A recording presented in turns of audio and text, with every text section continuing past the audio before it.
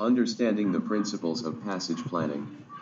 Appraisal, planning, execution, monitoring. The first step for planning passage is to gather all the required information. This stage of the passage planning is called appraisal. Planning is a procedure to develop a complete description of a vessel's voyage from start to finish. Lay out the voyage. Executing the plan taking account of prevailing conditions. Execute, review, change if required. Monitoring is that aspect which takes into account checking of the position of the vessel, such that it remains within the safe distance from any danger areas. Monitor the passage plan by all available means. Appraisal, planning, execution, monitoring. Each stage in the passage planning has its own importance, and it is extremely important to carry out each one of them with utmost care and up-to-date seamanship to ensure a safe sail. In the start, a rough estimate is made of the whole sailing process. Once the rough plan is ready, it is further tweaked and modified/refined considering various details obtained from charts, pilot book, weather routing, etc. These processes are carried out throughout the appraisal and planning stages. In the next two stages, i.e., execution and monitoring, the plan is used as a guideline, and the sailing is executed taking into consideration various factors, both observed and predicted. Checklist in passage planning. General. This checklist is roughly based on SALASV Regulation 34.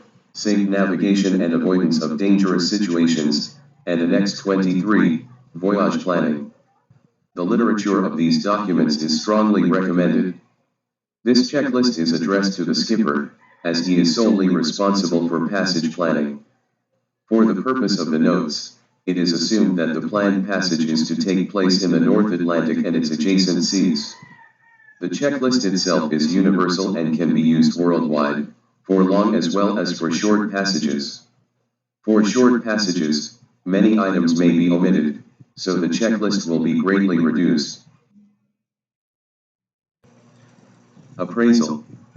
In this stage, the master of the ship discusses with the chief navigating officer, usually the second mate, as to how he intends to sail to the destination port. In some cases, it may be required for the master to plan the passage. This is the process of gathering all information relevant to the proposed passage, including ascertaining risks and assessing its critical areas. This involves information extracted from publications as well as those within the chart.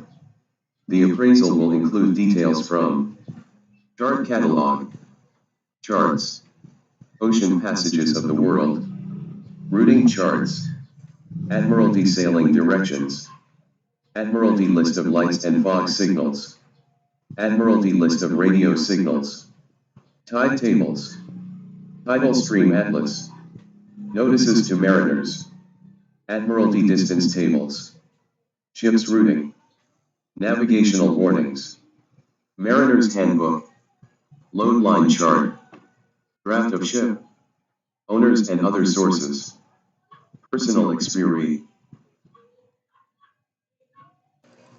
Chart catalog.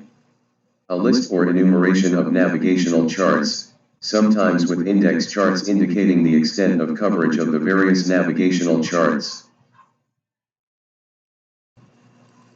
Nautical chart. A nautical chart is a graphic representation of a sea area and adjacent coastal regions. Depending on the scale of the chart, it may show depths of water and heights of land, natural features of the area.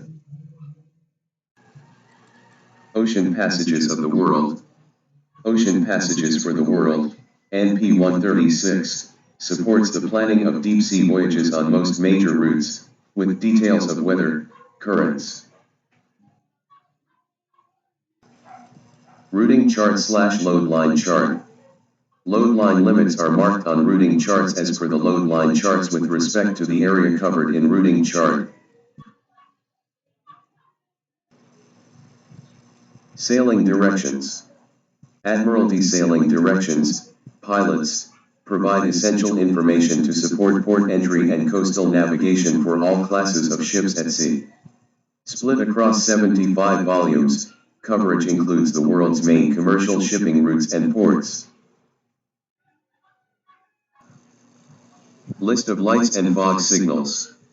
Admiralty List of lights and fog signals provides coverage of over 85,000 light structures including lighthouses, lightships.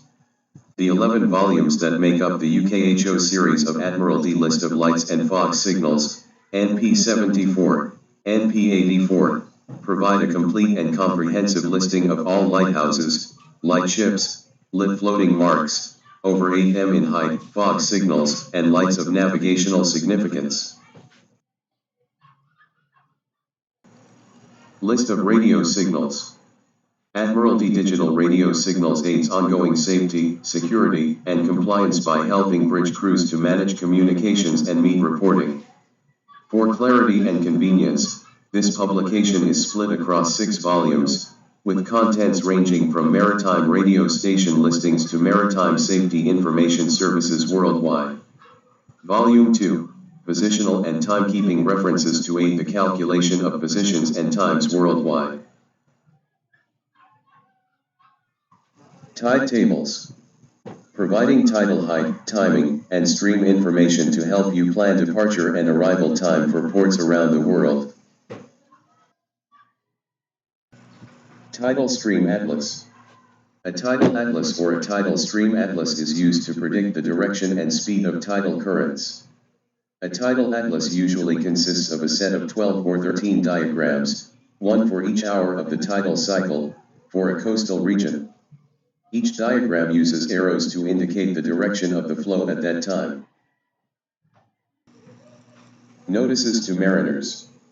Notices to mariners or NTMs inform mariners of important matters affecting navigational safety, including the new hydrographic information such as changes in depth, obstruction to avoid dangerous areas to transit, aids to navigation, and other important data.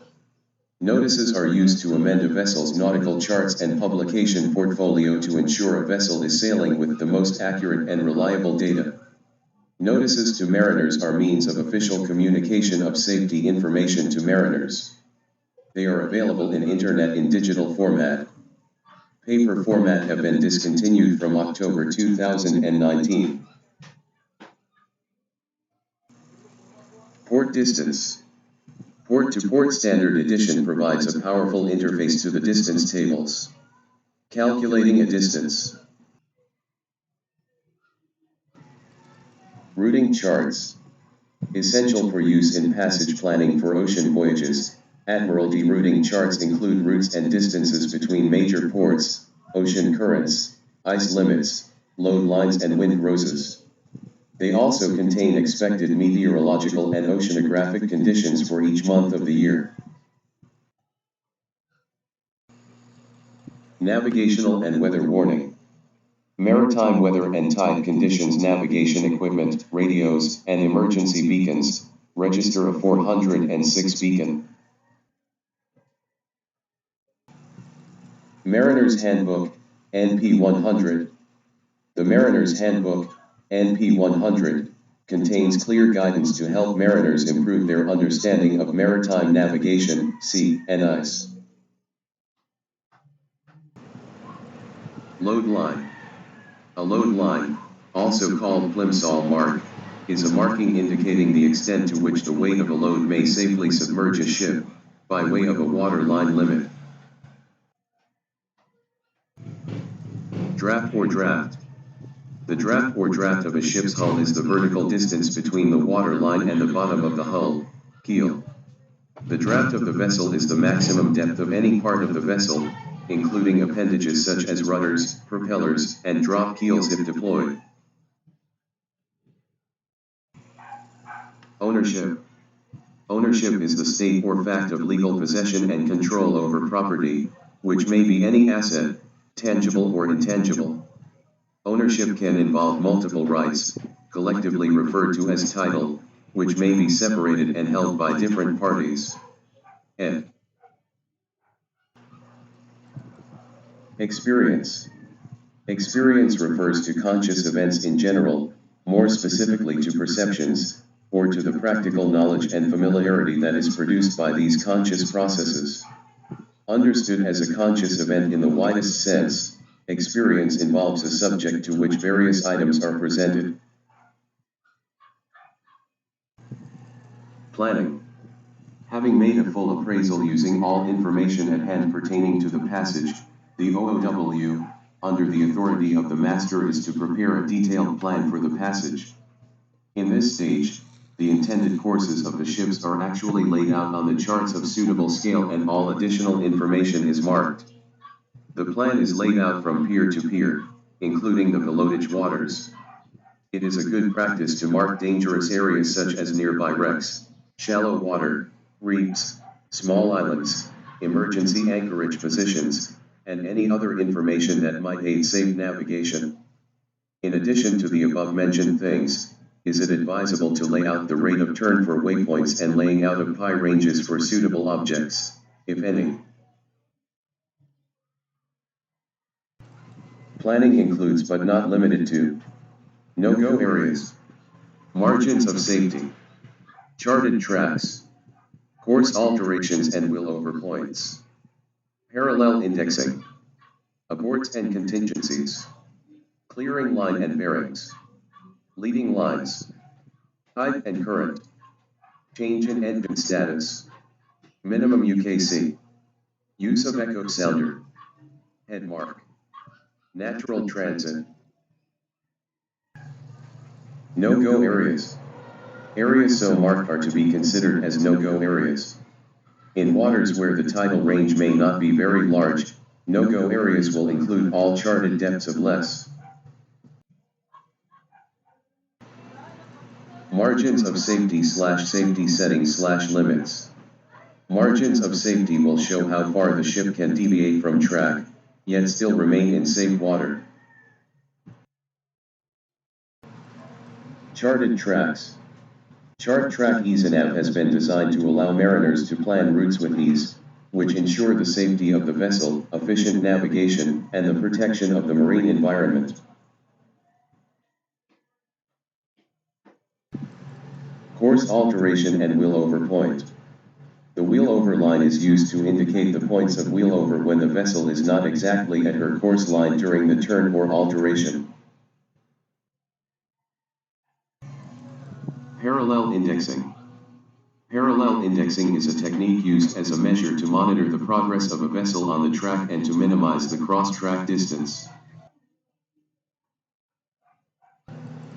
Deviation, abort points, and contingencies. Deviation, abort points, and contingencies, tides and current. Contingency planning will include alternative routes, safe anchorage, clearing line and bearings. Clearing bearings are just what they sound like, bearings that keep you clear of any nearby hazards. Traditionally, you use a prominent mark on the chart that you will be able to identify at a reasonable range, right stick ever. Draw a line on the chart, from the mark along the safe side of any dangerous en route. Leading lines. Clearing bearings and clearing. Marks cannot be considered to be fixing the ship but can assist the OOW to ensure that his ship is not standing in danger. Tides and current. Tides go up and down, currents move left and right. Tides are characterized by water moving up and down over a long period of time. Oceanic currents are driven by several factors. One is the rise and fall of the tides. Tides create a current in the oceans, near the shore, and in bays and estuaries along the coast. Change in engine status. The propeller thrust must be reversible in order to do maneuvering of a ship. Usually maneuvering is done while entering a port or leaving a port. In case of a controllable pitch propeller and unidirectional engine is sufficient. In case of limited power systems like medium-speed engines of high-speed engines, clutches, and reverse gears may be used. But in large diesel engines, the main engines must be reversible and should be able to produce thrust efficiently in both the directions, ahead and astern. To reverse an engine, the engine cycle may require retiming. Minimum UKC, under keel clearance. Under keel clearance, or UKC, is the vertical distance between the lowest part of the ship's hull and the seabed. Maintaining a minimum UKC is essential for the safety of navigation. Static UKC is the minimum clearance available between the deepest point on a vessel at rest in still water and the bottom. Use of echo sounder. Echo sounders are a type of sonar commonly used for a variety of tasks, including navigation, measuring bottom depth, and detecting schools of fish and plankton. Single beam echo sounders emit a pulse of sound in a narrow cone. Head mark. A vessel's radar display provides a choice of orientation modes. The natural mode is the one already described, where the heading direction of the ship. Natural transit. What is natural transit in navigation? Sailors have used transit lines to find their way safely into harbors and ports for millennia. Natural ones are ideal, like jutting rocks, tricky waters of the Channel Islands. Execution. In this stage, the navigating officers execute the plan that has been prepared. After departure, the speed is adjusted based on the EVA and the expected weather and oceanographic conditions. The speed should be adjusted such that the ship is not either too early or late at its port of destination. The master should find out how long his intended voyage is, accounting for water and fuel available. Also to be taken into account are any expected weather changes along the way. In case Enigmas is being used, appropriate limits must be set with regard to the safety settings.